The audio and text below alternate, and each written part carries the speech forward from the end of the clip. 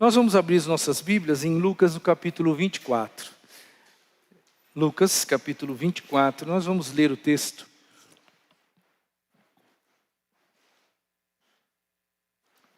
É um texto meio longo, de 9 até o 35. Eu gostaria de lê-lo na sua integralidade, para facilitar a compreensão daquilo que Deus tem para nós hoje. O título da mensagem está projetado. Eu espero em nome de Jesus que você que tem vivido dificuldades e problemas, que a palavra de Deus ela sirva para você, sirva para o seu coração, alente o seu coração, ela traga um ânimo para a sua vida e que você perceba o quanto você perde quando você permite que os problemas tomem conta da sua alma. Se você puder, partilhe sua Bíblia com os nossos queridos, principalmente se você tem uma visita por perto. Partilhe sua Bíblia com essas pessoas. Lucas capítulo 24, de 9 até o 35. Acompanhe a leitura, meus irmãos, com atenção.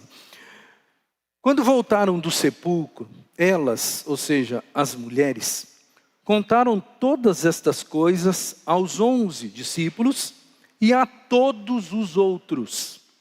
As que contaram estas coisas aos apóstolos foram Maria Madalena, Joana e Maria, mãe de Tiago, e as outras que estavam com elas.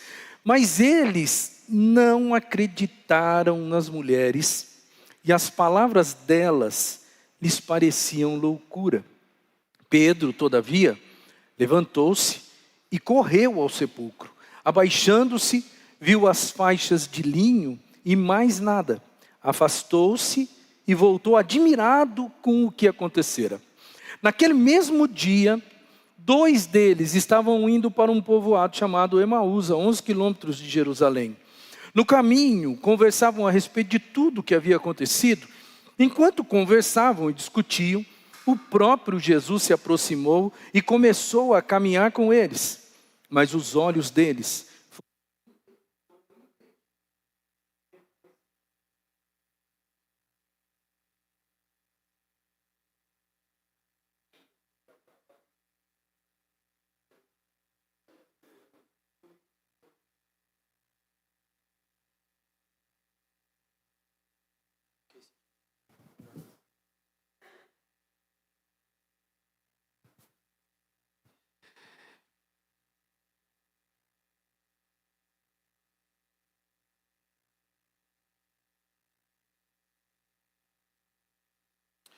Verso 16, mas os olhos deles foram impedidos de reconhecê-lo.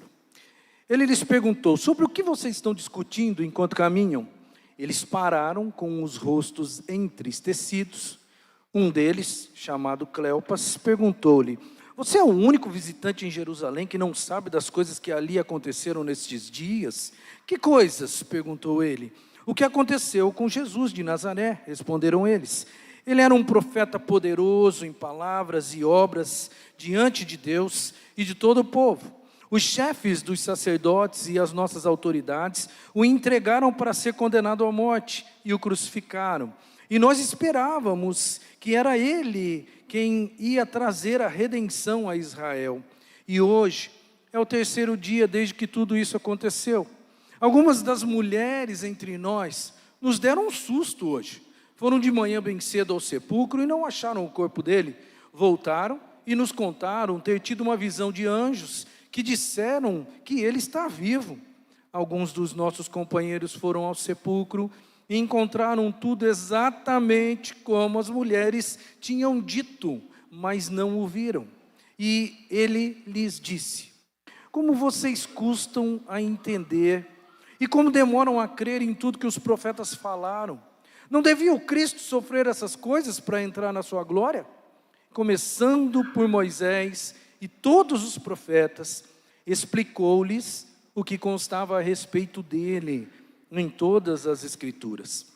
Ao se aproximarem do povoado para o qual estavam indo, Jesus fez como quem ia adiante, mais adiante. Mas eles insistiram muito com ele: fique conosco, pois a noite já vem e o dia já está quase findando. Então ele entrou para ficar com eles. Quando estava à mesa com eles, tomou o pão, deu graças, partiu-o e o deu a eles. Então os olhos deles foram abertos e o reconheceram, e ele desapareceu da vista deles. Perguntaram-se um ao outro: não estava queimando o nosso coração, enquanto ele nos falava no caminho e nos expunha as Escrituras? Levantaram-se e voltaram imediatamente para Jerusalém. Ali encontraram os 11 e os que estavam com eles reunidos, que diziam: é verdade, o Senhor ressuscitou e apareceu a Simão.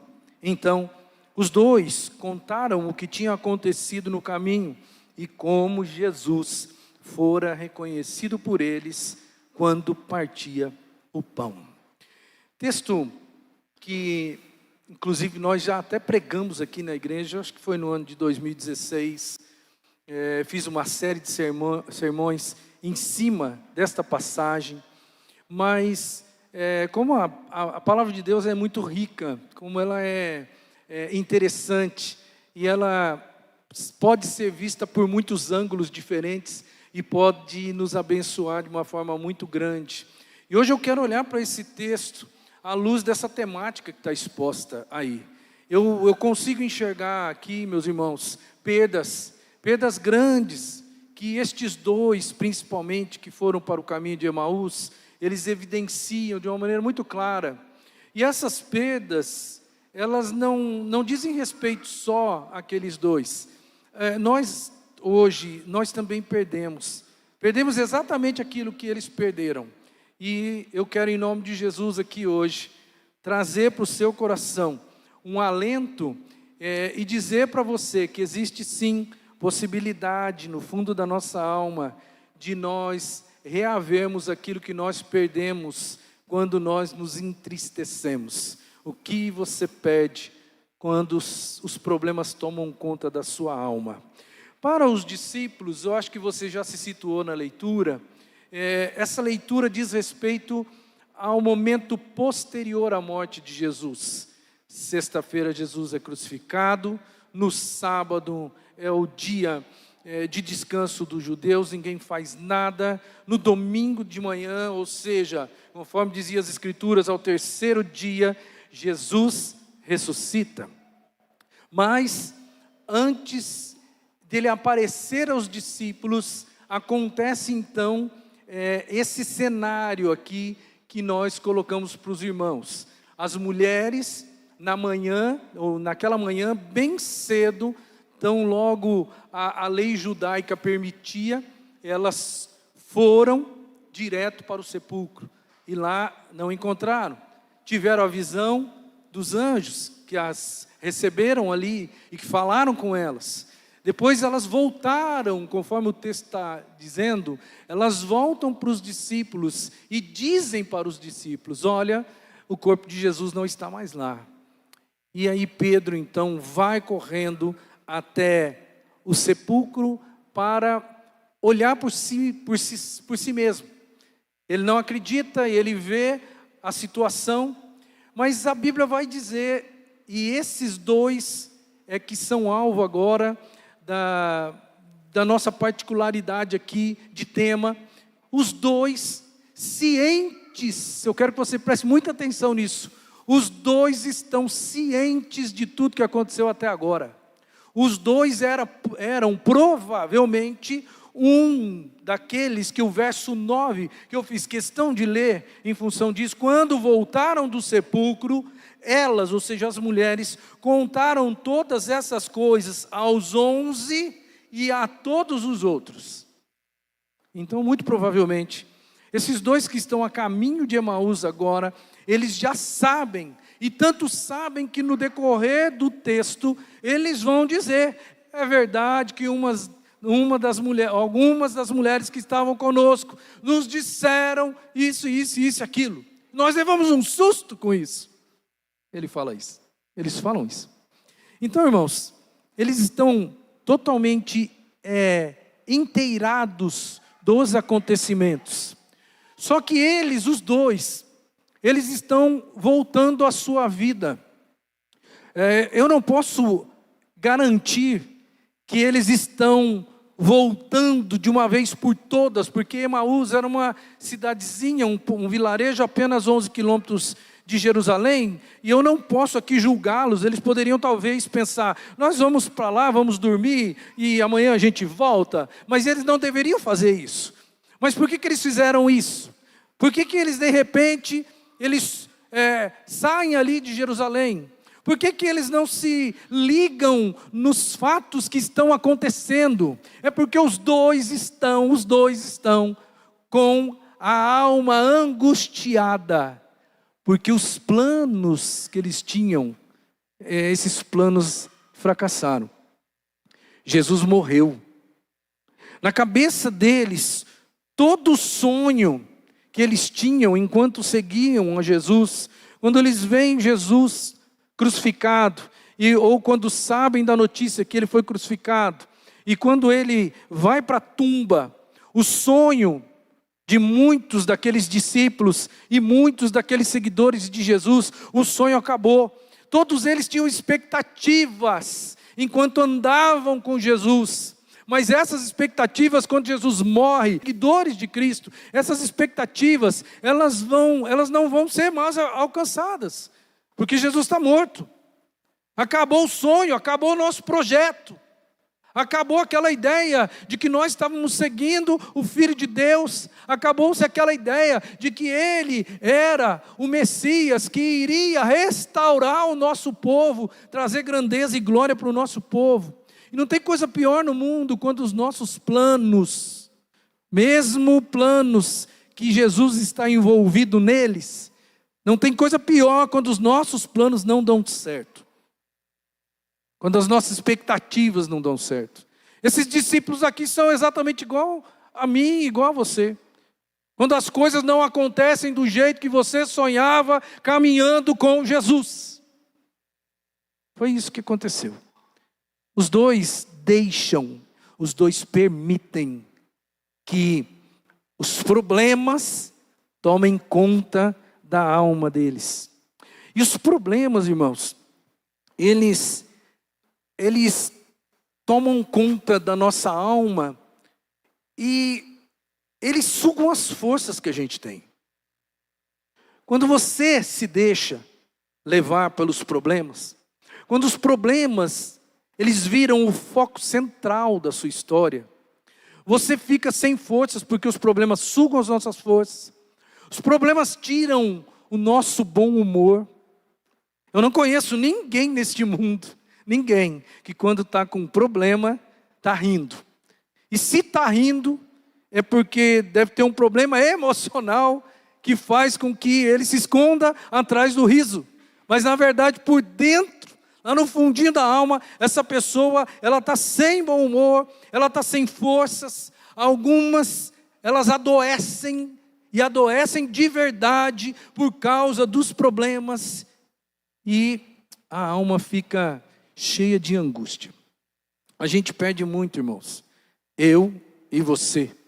Nós perdemos muito quando nós vivemos focados nos nossos problemas. Quando a gente coloca o problema em um pedestal. Eu vejo 2 discípulos de Jesus. 2 homens que foram ensinados durante um bom tempo por Jesus. 2 homens que tinham tudo para enfrentar os problemas de uma maneira diferente. Mas eles se deixaram dominar pelo problema, ou pelos problemas que eles estavam vivendo. E aí então eles vão perdendo algumas coisas. Eu quero que você preste atenção em tudo que eles foram perdendo no decorrer desse relato bíblico. Primeiro, eles perdem a percepção da presença de Jesus. Não conseguem enxergar Jesus. O texto está aí, o verso 15 e 16 diz assim: enquanto conversavam e discutiam a caminho de Emaús, o próprio Jesus se aproximou e começou a caminhar com eles. Mas os olhos deles foram impedidos de reconhecê-los. Bom, eu não tenho base, eu não tenho fundamento aqui para dizer o exato porquê que eles não enxergaram ou não conseguiram enxergar Jesus. Talvez, vamos imaginar hipoteticamente aqui, que eles estavam perto da cruz, ou que eles viram Jesus na chamada Via Crucis. Jesus foi golpeado muitas vezes, Jesus levou chibatadas, Jesus deveria estar sangrando de uma maneira copiosa.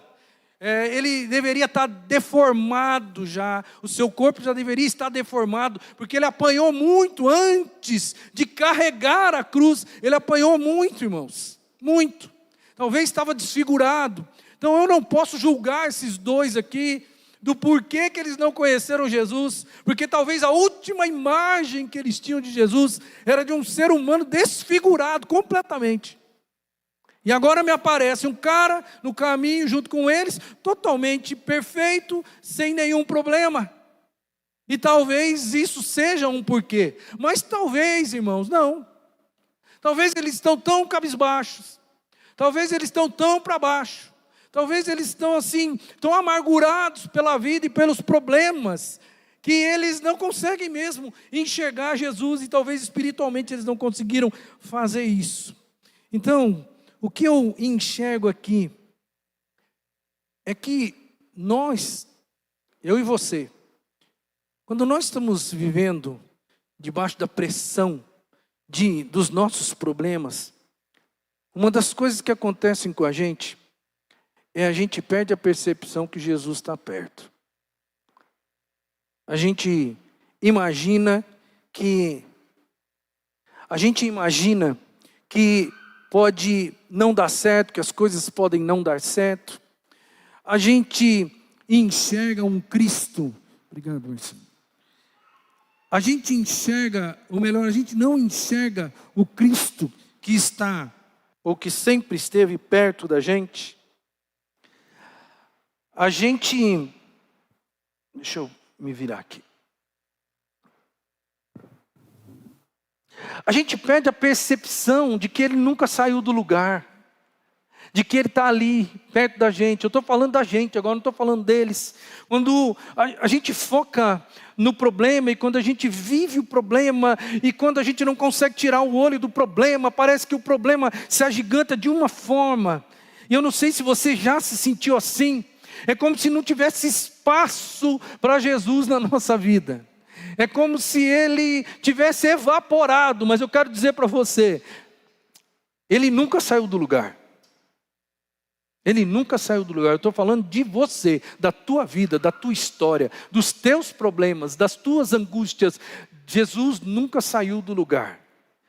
Mas é fato que assim como aqueles dois, muitos de nós também hoje, quando os problemas nos sufocam, a gente não consegue enxergar mais Jesus. A gente tanto não consegue enxergar mais Jesus, que nós não falamos com Ele, nós não cultuamos Ele do jeito que Ele espera que a gente cultue, nós não adoramos Ele do jeito que Ele espera que nós o adoremos. E agora eu não estou me referindo à adoração coletiva, que eu estou me referindo à sua adoração diária. Gente que está sufocada por problema, não consegue cantar durante a semana para Jesus. Não consegue adorar o Senhor do jeito que Ele merece, do jeito que Ele espera de nós, porque os problemas, eles sufocam a gente. E eu venho aqui em nome de Jesus dizer para você, Jesus não saiu do lugar. Os problemas podem estar aí, mas Ele também está. Basta você tirar um pouco o foco só e tão somente dos problemas e voltar o seu olhar para o seu Jesus, porque Ele está aí. Segunda coisa que eles perderam, e a gente também perde, irmãos, a gente perde a paz. E a tristeza invade a alma da gente porque a gente permite. A palavra-chave aqui, eu acho que nesse ponto é permissão. Nós permitimos a gente perde a paz, mas daí nós permitimos que a tristeza invada a nossa alma, lá por dentro. O verso 17 fala: eles pararam com os rostos entristecidos. Então, com a vida frustrada, os planos que eles tinham caem por terra, a expectativa de futuro, olha aí, isso aí tem tudo a ver com a gente, expectativas de futuro, planos ao lado de Jesus, planos talvez até que Jesus está incluído, eles caem por terra, e agora essas pessoas, elas estão entulhadas nos problemas, elas olham para frente e não enxergam perspectivas positivas, e aí então perdem a paz, e por perderem a paz, elas permitem que uma tristeza invada a alma dessas pessoas. A gente também passa por isso. Os problemas, eles sempre vão se agigantar na nossa vida, quando a gente insiste em enxergá-los com uma lupa. Somos nós que às vezes pegamos a lupa e damos a exponencialidade ao problema. Nós poderíamos até tirar os olhos do problema um pouco e olhar para Jesus. Mas ao invés de fazermos isso, nós pegamos uma lupa e agora já não basta mais olhar para o problema. Agora eu quero ver ele maior. E aí a nossa angústia de alma vai se apoderando da gente. É engraçado que os discípulos, eu enxergo assim de uma maneira muito clara isso. Eles vão entrando numa espiral negativa. Dá para perceber isso, porque primeiro, eles desistem dos sonhos. Depois, eles não conseguem enxergar Jesus. Depois, eles perdem a paz. E depois, eles estão com o rosto entristecido. Você consegue enxergar aqui um espiral negativo de situações que vão acontecendo com aqueles dois ali que estão a caminho de Emaús? Parece que esse não deveria ser, não é, e não deveria ser o semblante de um discípulo de Jesus. O semblante de um filho de Deus. Rosto entristecido não combina com o habitante dos céus. Rosto entristecido não combina com pessoas que foram perdoadas dos seus pecados e que vão habitar na glória pela graça de Deus, irmão. Gente que tem o paraíso escancarado porque já aceitou o milagre da cruz. Gente que tem Jesus como o salvador da sua história. Não é para viver com o rosto caído e abatido. E aqui tem um fato, eu vou destacar dois fatos reveladores entre as perdas. O primeiro fato revelador aqui é que, olhando de uma maneira minuciosa, a gente chega à conclusão de que aqueles dois discípulos ali, eles não conheciam, eles não sabiam quem era Jesus, ou pelo menos não conheciam Jesus de uma maneira muito profunda. E esse é o mal do século. Porque as pessoas falam de Jesus, elas até andam com Jesus, mas elas não conhecem Jesus, de fato. Tanto é que o texto que está aí para você, na tela, o texto vai dizer o que eles pensavam acerca de Jesus. Olha que coisa, que aparentemente ela tem um fundamento, mas não é a verdade absoluta no mais alto grau da palavra. Porque que Jesus é profeta, eu sei que Jesus é profeta. Ele era um profeta, poderoso em palavras e obras diante de Deus de todo o povo. Foi a resposta que eles deram quando Jesus vai conversando com eles. Eles falam para ele quem é que eles enxergam em Jesus. Eles só enxergam um profeta. Eu não sei por que eles não disseram aqui aquilo que Pedro disse, talvez eles estivessem presentes em Mateus capítulo 16, quando Jesus pergunta para Pedro e para os discípulos: quem as pessoas dizem que eu sou? As pessoas, a massa, dizia que Jesus era o quê? Um profeta. parecido com Elias, com Jeremias. Não era isso que a massa dizia. Aí Jesus ouve de Pedro o quê? Tu és o Filho do Deus vivo. E aí Jesus vai dizer: bem-aventurado Simão Pedro, porque o que você falou não veio de você, veio do Espírito Santo de Deus. É quase que ele estivesse dizendo: é isso mesmo, Pedro, você acertou, o Espírito Santo revelou para você quem eu sou de verdade. Mas esses dois, eu não quero julgar esses dois aqui. Às vezes eu fico com muito medo de pregar, irmãos, e a Bíblia não tem subsídio para eu falar algumas coisas. Então, eu não tenho como dizer que eles estavam lá no dia que Pedro falou isso. Mas, gente do céu, esse povo andou com Jesus. E eu tenho certeza que a rádio patrulha, né? O disse-me disse corria solto entre o grupo. Você viu como Pedro hoje foi certinho? Quando Jesus perguntou, Pedro falou: tu és o Cristo, Filho do Deus vivo. Olha, eu queria ser Pedro naquela hora, porque Jesus me elogiou de uma maneira pública. Você acha que isso não se tornou notório entre o grupo dos seguidores de Jesus? Você acha que eles não foram falando um para o outro: Ele é o Filho do Deus vivo? Eu não sei se foi a crucificação, irmãos, e a morte de Cristo que de repente rebaixou Jesus no coração desses dois. Talvez foi isso. Porque um filho de Deus não podia morrer. Filho de Deus não morre. Então, só me resta dizer uma coisa: eles não sabiam exatamente quem era Jesus. Não conheciam profundamente quem era Jesus. Eles não sabiam, apesar de Jesus ter dito várias vezes, insistentemente, que ele viria, que ele morreria e que ele ressuscitaria. Ele disse isso várias vezes para os discípulos enquanto vivo. Mas esses dois, alguém disse que eles faltaram na escola bíblica dominical de Jesus. Que ou eles não ouviram isso, ou eles só ouviram. E depois, no final do texto, eles vão dizer qual seria a finalidade de Jesus vir. Nós esperávamos que era Ele quem ia trazer a redenção a Israel. Essa redenção, irmãos, que tinha na cabeça desse povo, era uma redenção do Império Romano. Eles queriam alguém, o Messias.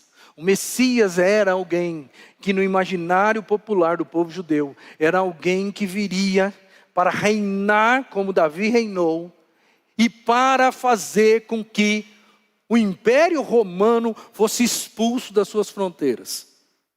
Um pouco antes na história, se você estudar um pouquinho da história de Israel, você vai descobrir que no período interbíblico, naquele período ali de 400 anos, entre o Velho Testamento e o Novo Testamento, ou seja, um pouco antes de Jesus chegar em cena, a família de Matatias, chamado Macabeus, na família Macabeia, ela vai começar uma rebelião, que na época é contra o Império Grego dos Seleucidas.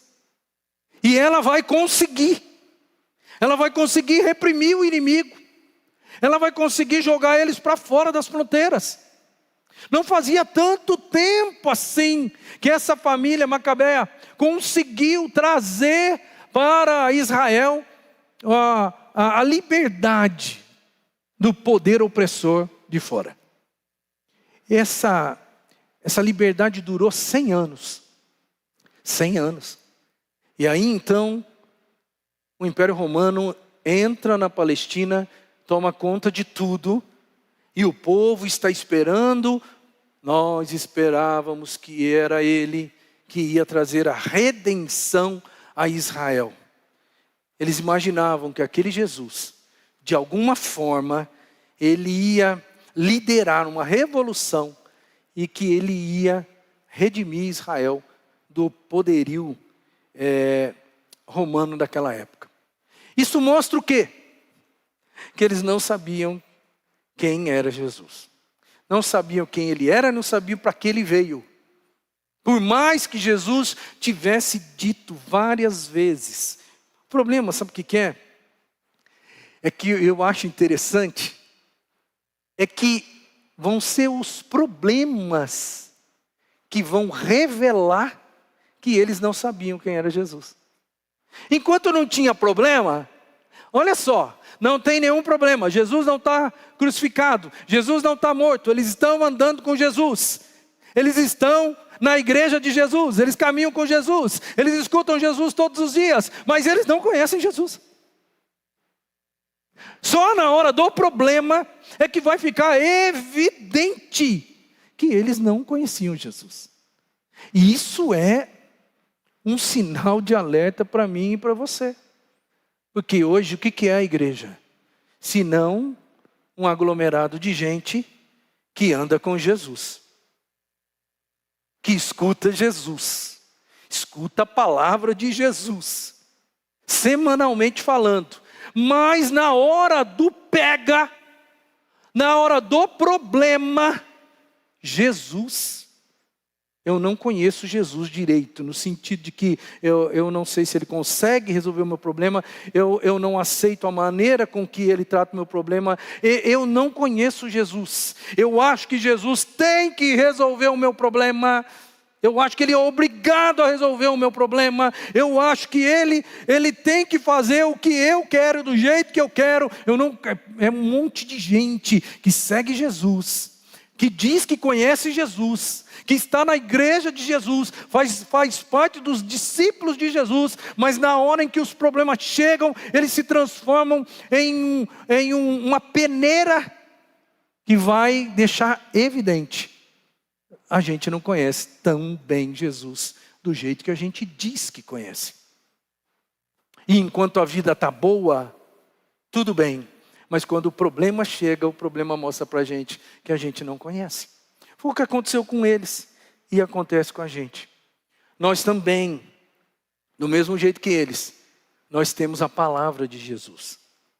Não temos? Jesus não falava com eles. Aliás, é interessante, porque se você ler os evangelhos, nós estamos no finalzinho do livro de Lucas. Em várias outras ocasiões, Jesus havia dito para esse grupo de seguidores: olha, convém que o Filho do Homem seja morto, entregue nas mãos dos sacerdotes, dos escribas, dos governantes, seja morto, mas no terceiro dia ele há de ressuscitar. Eles ouviram, gente, mas entrou por aqui, saiu por aqui, eles só ouviram. Isso é um fato revelador, crucial, porque isso tem a ver comigo e tem a ver com você. Porque nós também ouvimos acerca de Jesus, mas na hora dos nossos problemas, isso tudo parece que não faz sentido para a gente. E a gente perde a paz e, consequentemente, a gente permite que a tristeza invada a nossa alma e os nossos rostos se abatem. Terceira perda que esse povo, ou esses dois, vão enfrentar, e nós também enfrentamos.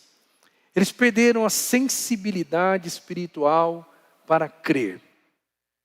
Eu até fiz questão de trabalhar um pouco essa frase. Seria muito fácil eu colocar: eles perderam a fé. Mas no meu modo de entender, não é bem assim. Eles perderam sensibilidade espiritual para você conseguir crer, para você conseguir manter a sua fé. Sensibilidade espiritual às vezes falta para a igreja num contexto muito maior do que a gente pensa, irmãos. Eles perderam a fé, você vai ver nos versos 22 a 24. É tão interessante esse verso, porque eles vão dizer o que aconteceu. Eles vão falar assim: algumas das mulheres entre nós nos deram um susto hoje. Elas foram de manhã bem cedo ao sepulcro e não acharam o corpo dele. Voltaram e nos contaram que tinham tido uma visão de anjos, que disseram que ele está vivo. Alguns dos nossos companheiros foram ao sepulcro e encontraram tudo exatamente como as mulheres tinham dito, mas não o viram. Esses dois, eles vão encontrar duas coisas aqui. As mulheres vão dizer: Jesus não está na sepultura, no sepulcro. E eles vão ouvir, provavelmente da boca de Pedro, que ele foi até lá e que realmente aquilo que as mulheres disseram era verdade. Para o judeu, irmão, a primeira parte eu até entenderia. O judeu, a Bíblia não é um livro machista, mas o judeu, na época, no contexto social de Jesus, a mulher, ela era vista de uma maneira diferente de hoje. E o que uma mulher falava para um homem era assim: ó, eu tenho que conferir. Aí o que acontece? As mulheres vão, dão um recado. E o que me deixa desgostoso é que, mesmo eles ouvindo o que as mulheres falaram, com a confirmação dos homens, que para eles talvez aí, ó, não, se um homem falou, eu acredito. Era a cabeça, era a sociologia da época. E aí o que eu penso? Que essas pessoas, esses dois, eles tinham tudo para não ir para Emaús. Eles tinham que pelo menos ficar parados onde eles estavam. E olha que coisa interessante. Os outros falam do milagre, porque eles estão falando do milagre, que não tem corpo mais lá. E se não tem corpo, eles já deveriam voltar a fita na cabeça deles e falar: como assim não tem corpo? E alguém deveria falar: olha, mas ele não falou que ele ressuscitaria no terceiro dia? Foi sexta, sábado, domingo. Hoje é domingo, é o terceiro dia. Já era o suficiente para colocar um monte de interrogação no ar e todo mundo ficar parado esperando que alguma coisa acontecesse. No entanto, esses dois, eles pegam as malas, eles pegam as coisas e eles vão a caminho de Emaús, 11 quilômetros de Jerusalém. Por causa dessa falta de sensibilidade para crer naquilo que os outros falam, eles acabam perdendo, digamos assim, a bênção. Eles estão arrasados. Talvez quem estivesse em Jerusalém, apesar de estarem tristes, talvez eles não estavam arrasados. Talvez eles estavam na perspectiva, na expectativa de que alguma coisa estaria acontecendo e que alguma coisa seria revelada. Mas esses dois não, eles estão de cabeça baixa, perdem a percepção de que Jesus está ali do lado deles, perdem a paz e ficam tristes, e agora já mostram para a gente que eles não conseguem acreditar no testemunho de outras pessoas, testemunho este aprovado por outros. Eles tinham que pelo menos aguardar em Jerusalém, aguardar os desdobramentos de tudo que estava acontecendo naquele tempo. Mas eles não conseguiram fazer isso. Você está enxergando comigo que um problema vai puxando o outro? Eles deveriam ficar pelo menos parados. Coisa interessante, Pedro, quando ouviu o que as mulheres disseram, qual foi a atitude de Pedro? Ele pegou a malinha e foi embora? Pegou e voltou para Galiléia? Voltou a pescar? Quando as mulheres chegaram e disseram: olha, nós fomos lá e não tem corpo. O que Pedro fez? Pedro vai até lá. O texto vai dizer que ele vai correndo até lá. Talvez o relato de João dê a entender que João vai junto com ele e que João é mais novo e por ser mais novo chega primeiro e que não tem coragem de entrar, mas Pedro chega depois e entra e vê. Agora os dois, eles não tiveram essa iniciativa de querer ver com os próprios olhos. Por que eles agem assim, gente? Eles estão anestesiados na questão de fé. Os problemas, ou o problema da morte de Jesus para eles é tão trágico que eles não têm a habilidade de acreditar. Perderam totalmente a sensibilidade espiritual para crer. Isso Seria um problema só deles, se hoje a gente não visse isso acontecendo nos nossos dias, irmãos. É muito triste quando a gente vê, porque a gente não vê isso de pessoas de lá fora. A gente vê isso de pessoas de dentro do reino. Gente que está no reino. Gente que caminha com Jesus. Gente que ouve as palavras, ouve os ensinamentos de Jesus. Mas na hora que alguém chega para essa pessoa, alguém de carne e osso, e diz assim: olha, Deus tem me abençoado, assim, assim, assim, assado. O indivíduo olha e fala assim: eu não acredito nisso não. E eu vou trazer a coisa um pouco mais prática para você entender perfeitamente que isso acontece nos nossos dias hoje. Às vezes as pessoas chegam para você, eu vou pegar aqui alguns pontos só, bíblicos. Às vezes alguém chega para você e fala assim: olha, liberar perdão, que é um tema bíblico que Jesus nos ensinou, liberar perdão alivia a alma. Eu tinha problema com isso, eu liberei perdão para a pessoa e eu tenho a minha alma totalmente leve. Mas talvez a sua resposta é: eu não quero perdoar. Não quero perdoar. Muitas pessoas às vezes vão dizer para você assim: olha, eu sou uma pessoa que leva extremamente a sério o reino de Deus e o sustento do reino de Deus. Por isso eu sou um dizimista fiel, eu sou um contribuinte fiel. E olha, nada me falta na minha vida financeira. E aí a pessoa olha e fala assim: eu não acredito nisso. Não acredito, é impossível esse negócio. Os cálculos não fecham. As pessoas às vezes dizem para a gente assim: olha, eu me envolvo no reino. Eu me envolvo como servo no reino. E como isso é abençoador na minha vida. Aí alguém vai dizer: mas eu não posso. Eu não posso. Eu não tenho condições. Aí alguém vai dizer: olha, eu comecei a nutrir uma vida de oração intensa. Eu comecei a me aproximar de Jesus de uma forma diferente na oração. E isso tem trazido para mim confiança. Isso tem trazido uma paz. E aí você diz assim: mas eu não desejo isso. Eu não quero isso. Não tem nada de diferente aqui, irmãos.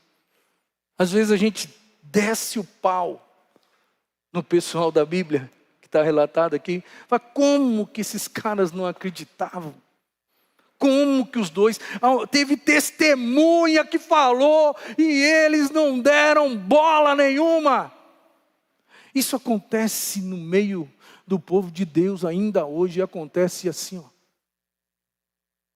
É fácil falar dos dois aqui.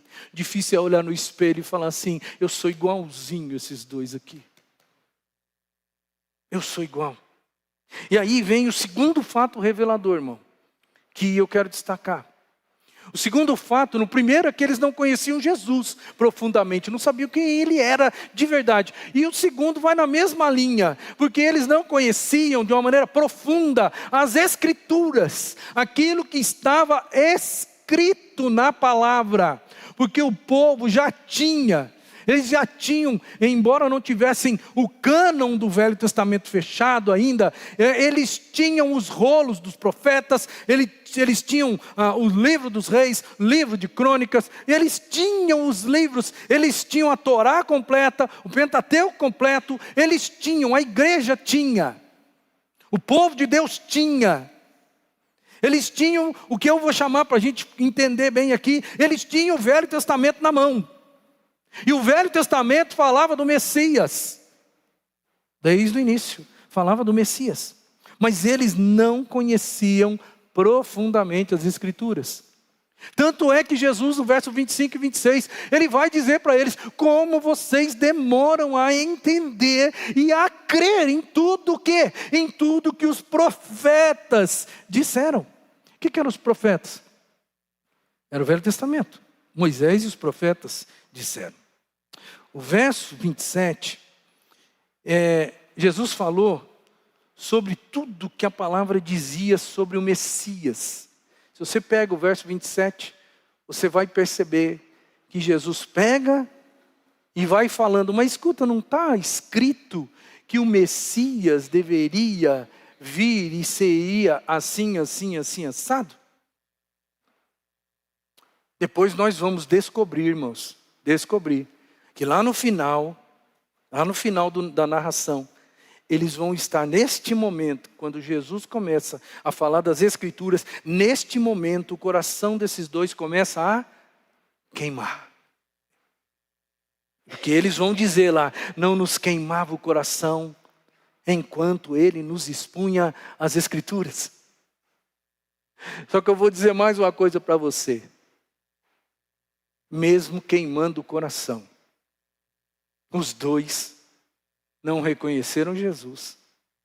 E os dois não pararam imediatamente ali no caminho, e não voltaram correndo para Jerusalém. Isso é uma facada para mim. É uma facada para mim porque mostra uma coisa interessante. O pregar a palavra de Deus, apesar de ser algo fantástico, sobrenatural, às vezes, por causa do público, porque os dois eram público. Jesus está falando para eles, pega o Velho Testamento, mas não diz o Velho Testamento assim, assim, assim, assado do Messias, e o coração começa a queimar por dentro. E eles começam a sentir algo diferente. Eles começam a perceber que tudo que ele está dizendo é certo, é correto, mas e na hora de agir? Eles não fazem nada. Eles não tomam uma postura. Isso mostra para a gente, irmãos, que o ouvir a palavra, apesar da Bíblia ser muito clara, a fé vem pelo ouvir, e ouvir a palavra de Deus, mas só ouvir. E às vezes até sentir aquela coisa gostosa que a gente sente quando fala, Deus está falando. Eu não tenho dúvida de que Deus está falando. O que eu tenho dúvida é como nós estamos respondendo àquilo que Deus está falando. Esse é o ponto. Se o coração deles estivesse ardendo, e naquele momento eles interrompessem a conversa com Jesus e falassem assim, apesar, eles não reconheceram Jesus, mas mesmo não reconhecendo Jesus, eles poderiam falar assim, para aqui, que eu já entendi. Cara, nós não podemos ir para Emaús, nós temos que voltar para Jerusalém. Porque ele acabou de nos convencer que o Messias passaria exatamente por tudo isso. Para tudo e volta. Mas eles não fazem isso, irmão. O que mostra para mim e para você, que por mais que a palavra de Deus seja pregada com autoridade, com vivacidade, e Deus fale, o público tem o seu papel fundamental. E que se o público não ouvir a voz de Deus, e não fizer o que tem que fazer, foi só um calorzinho dentro da alma. Não passa disso. Graças a Deus a história não termina aqui. Porque Jesus vai corrigir esse negócio. Com a participação dos dois. Mas eu quero dizer para você que seria trágico se a história acabasse aqui agora. Louvado seja Deus. Isso mostra de uma maneira muito clara, irmãos, que eles não conheciam as Escrituras. Eles não sabiam o que a Bíblia dizia. A Bíblia deles, que era o Velho Testamento, era o que eles tinham na mão. A Bíblia dizia acerca do Messias, eles não sabiam. Eles tinham uma noção, irmão, mas não dá para ter noção só. Eu preciso saber exatamente. Eu não posso ganhar essa dura de Jesus. Como vocês são nécios, duros de coração. Como vocês demoram para aprender e para crer naquilo que está escrito. Eu preciso conhecer as Escrituras. A Bíblia, ela é regra de fé e regra de conduta, irmão. Quando a Bíblia fala para mim, olha, você precisa agir assim, assim, assado, é porque a Bíblia está querendo dar a você uma qualidade de vida emocional, espiritual, física, que te dê uma alegria e uma felicidade plena. Nada que está escrito na Bíblia é capricho de Deus. Tudo que está escrito em termos de regra, de fé e de conduta é para o nosso bem, é para nós sermos felizes. Mas a gente pensa que é capricho de Deus. E não é, irmão. Tudo que a Bíblia fala é para o seu bem. O que foi capaz de mudar o cenário, irmãos? Até agora parece muito trágico a situação aqui, né? Mas o que foi capaz de mudar o cenário? Primeira coisa que acontece no texto, e que é digna de louvor, é que os dois, eles querem ficar mais tempo com Jesus. Eles não sabem que Jesus é Jesus ainda. Mas foi tão gostoso ouvir aquilo que ele falou, que estava no Velho Testamento. Foi tão gostoso sentir aquele calor no fundo, lá no fundinho da alma, que eles não quiseram despedir Jesus, porque Jesus, o texto vai dizer, que fez com que iria mais à frente, mas os dois falaram: por favor, já está tarde, fique conosco, se hospede conosco aqui no nosso lugar. O verso 29 vai deixar claro isso. Mas eles insistiram muito com ele: fique conosco, pois a noite já vem e o dia já está quase findando. Então ele entrou para ficar com eles. Convidar Jesus para entrar. Guarda aí, tá? Segunda coisa, tempo de intimidade com Jesus. O verso 29, no finalzinho do verso 29. Então ele entrou para ficar com eles. E quando estava à mesa com eles. À mesa. Tempo de qualidade com Jesus. Eles querem estar próximos.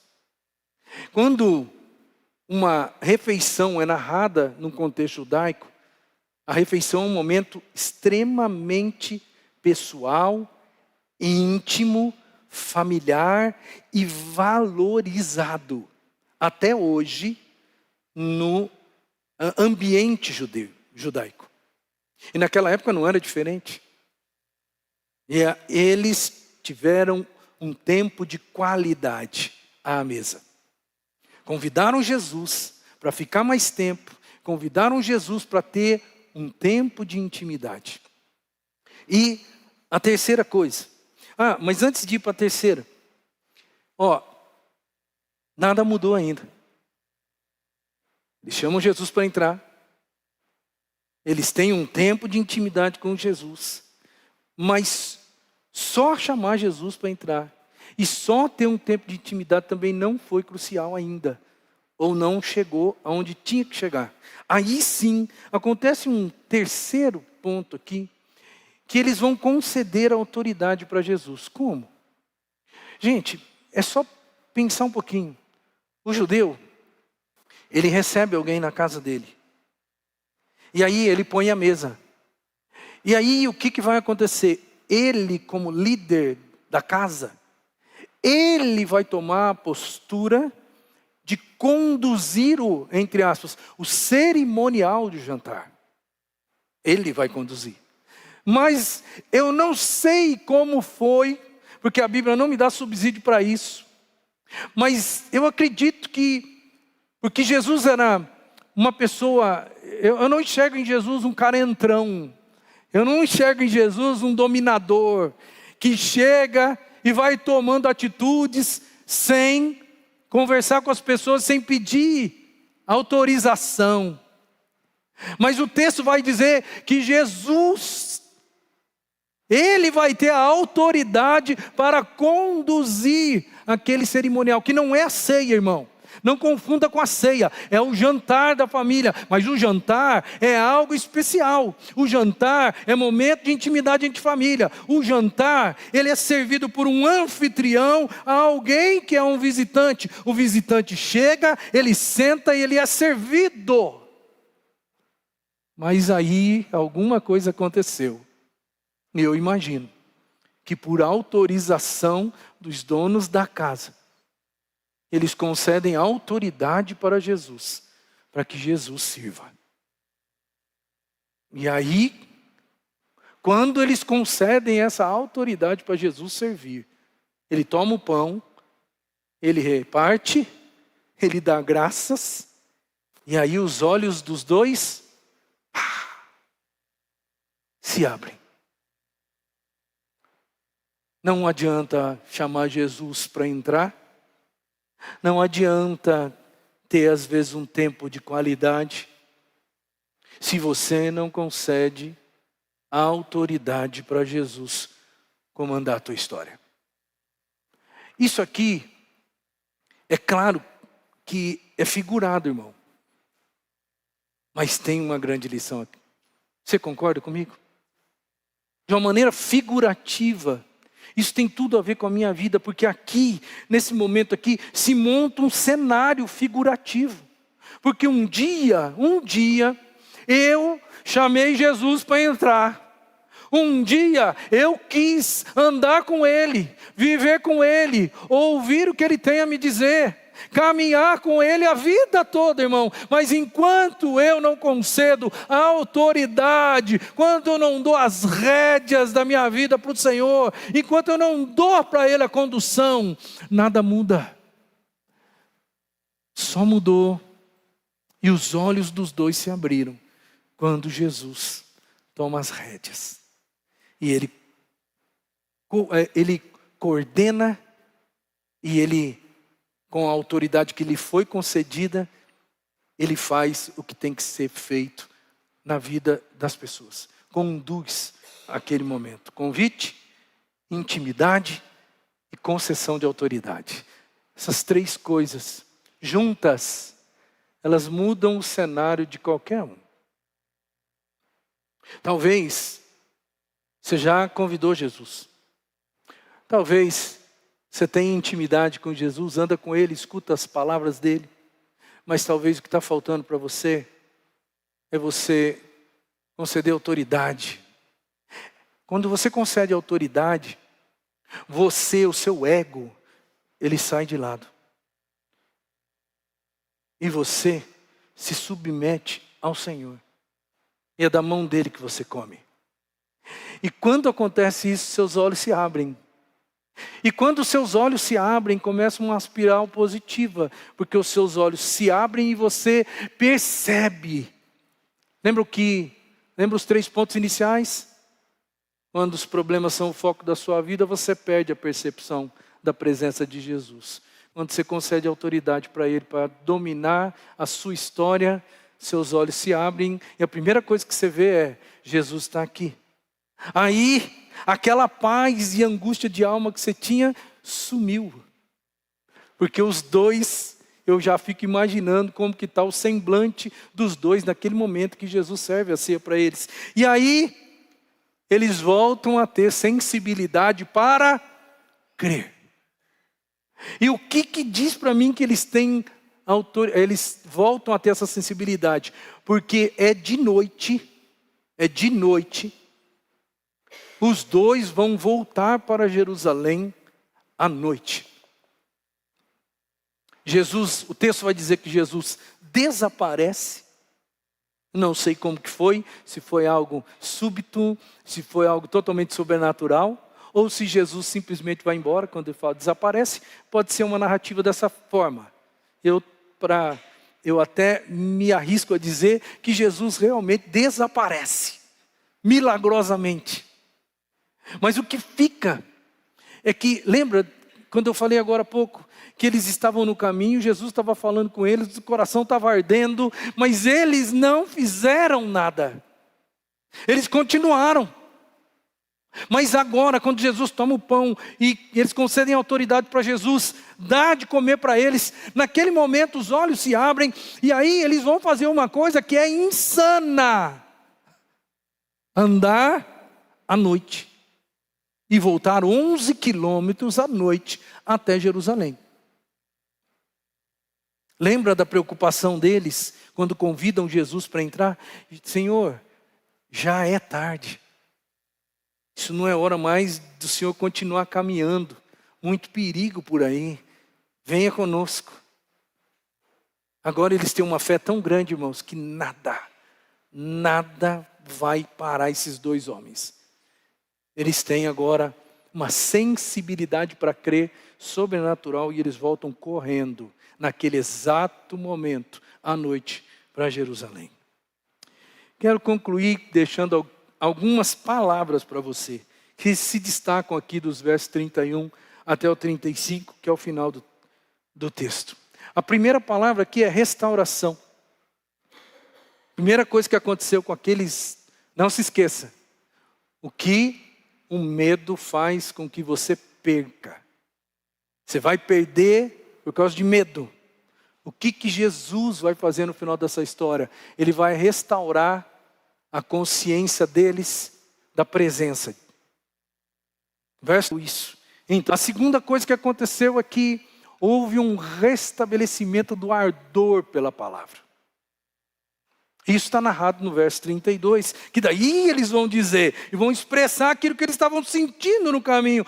Perguntaram-se um ao outro, não estava queimando o nosso coração, enquanto ele nos falava no caminho e nos expunha as escrituras. Jesus, ele restaura, e agora ele restabelece o ardor pela palavra. E ele vai fazer com que aquelas pessoas retornem à comunhão e à carreira. São dois retornos aqui. É um retorno só, mas ele tem duas conotações. Eles retornam para a comunhão da igreja, lá em Jerusalém, mas eles retomam a carreira cristã. O verso 33 vai dizer, levantaram-se e voltaram imediatamente para Jerusalém. Ali encontraram os 11, ou seja, a igreja deles, e os que estavam com eles reunidos. Voltaram à carreira de fé. E, por último, eles se reanimaram com o poder de Deus. Porque no verso seguinte, verso 33 até o 35 tem um enredo. Né? O 35 diz, ou melhor, o 34 diz, é verdade, o Senhor ressuscitou e apareceu também a Simão. Então os dois contaram o que tinha acontecido no caminho e como Jesus fora reconhecido por eles quando partiu o pão. Agora são eles que estão dando testemunho para os outros. Agora houve um reânimo. Eu não vejo mais nesse final de história, não vejo mais dois homens andando de cabeça baixa. Eu não vejo mais dois homens olhando para o futuro sem saber o que vai vir pela frente, com medo do futuro. Eu não vejo mais nenhum temor no fundo da alma deles. Eu vejo duas pessoas restauradas. Restauradas porque convidaram Jesus para entrar. Restauradas porque tiveram intimidade com Cristo. Restauradas porque deram autoridade para Jesus conduzir a história deles ali. Jesus restaura, restabelece. Jesus faz com que eles retornem. E Jesus os reanima. Está tudo relatado no texto que a gente acabou de ver. Só Jesus, só Ele, restaura tudo que você perde por causa dos problemas. Só um encontro com Jesus, transformador. Quero terminar esse sermão para o seu coração, perguntando para você. A gente está aqui com um cenário hoje de muita gente que já é cristão, muita gente que já entregou a vida para Jesus, já chamou Jesus para entrar. Muita gente que está à mesa com Cristo. Muita gente que tem intimidade com Cristo, mas talvez o que falte para muitos de nós, irmãos, é entregar a condução. Entregar na mão de Cristo, assim, ó, conduza a minha história. Não deixa eu atrapalhar.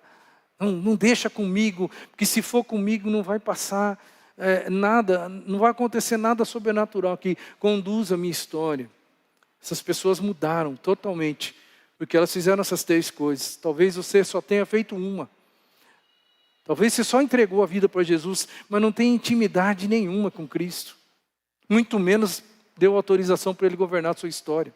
Talvez você já convidou Ele para entrar, você até tem intimidade, mas você não deu condução. Você não deu para Jesus a autoridade. Isso é uma coisa muito sutil, irmão. É muito sutil.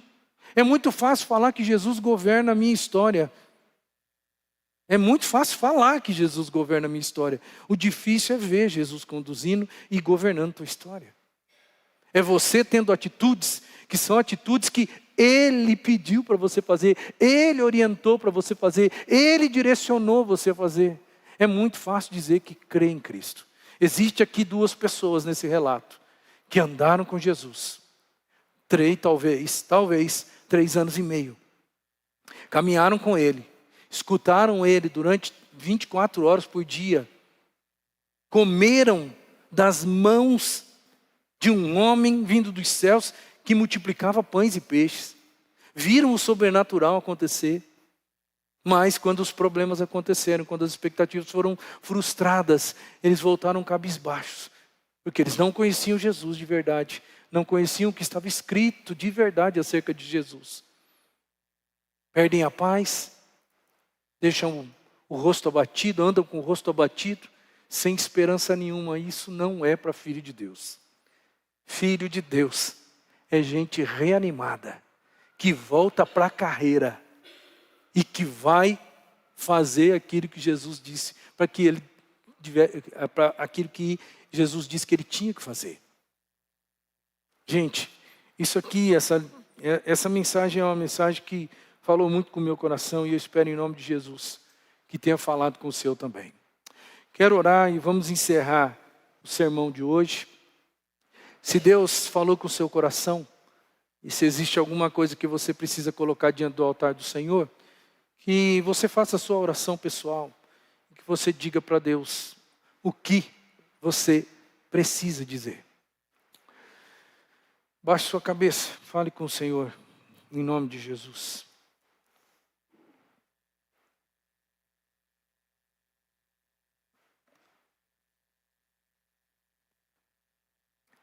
Senhor, eu quero agradecer muito pela palavra. Louvado seja o teu nome pela experiência que esses 2 homens tiveram com o Senhor.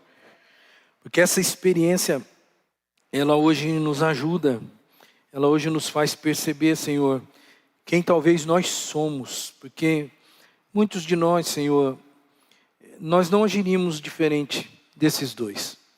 Essa é a grande verdade. Peço em nome de Jesus que o Senhor tenha misericórdia de nós hoje. Se tem uma coisa graciosa que aconteceu aqui e que eu não falei, é que foi o Senhor que foi atrás desses 2.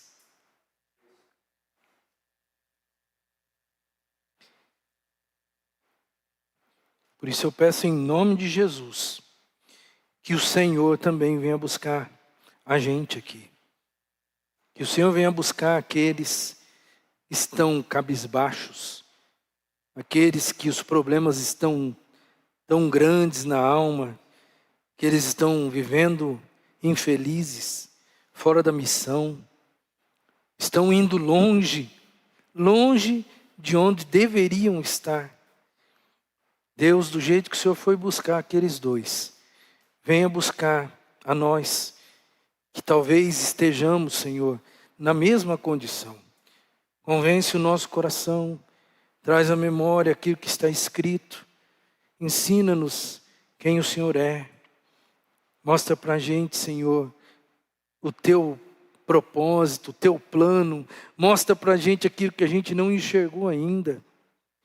Senhor, que em nome de Jesus nós também, com esse encontro, possamos ter a habilidade espiritual de colocarmos, de concedermos autoridade ao Senhor para conduzir a nossa história.